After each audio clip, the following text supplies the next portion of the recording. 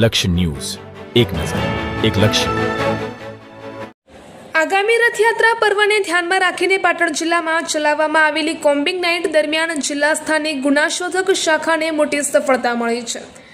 Harij police station વિસ્તારના જાસકા ગામની સીમમાં આવેલી એક ઓરડીમાં જાણીતી બ્રાન્ડ સી ગ્રામ્સ બ્લેન્ડર સ્પ્રાઇટના નામે ડુપ્લિકેટ વિદેશી દારૂ બનાવતી ગેરકાયદેસર ફેક્ટરી પર દરોડો પાડી પોલીસે 3 આરોપીઓને રંગે હાથ ઝડપી પાડ્યા છે. જ્યારે આ સમગ્ર કૌભાંડનો મુખ્ય સૂત્રધાર ગણાતો એક આરોપી હાલ ફરાર હોવાનું જાણવા મળી રહ્યું છે.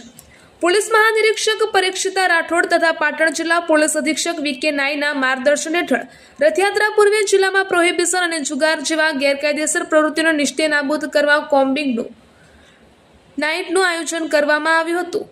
આ સૂચના અનુસંધાને એલસીબી પાટણના પોલીસ ઇન્સ્પેક્ટર આર.જી. ઉનાગરના માર્ગદર્શન હેઠળ એલસીબીની ટીમ હારીજ વિસ્તારમાં પેટ્રોલિંગમાં હતી.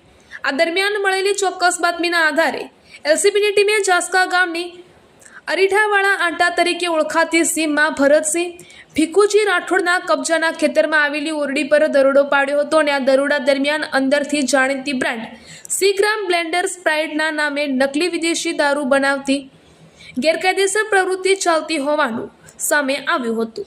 રિપોર્ટર પંકજ સાધુ, પાટણ.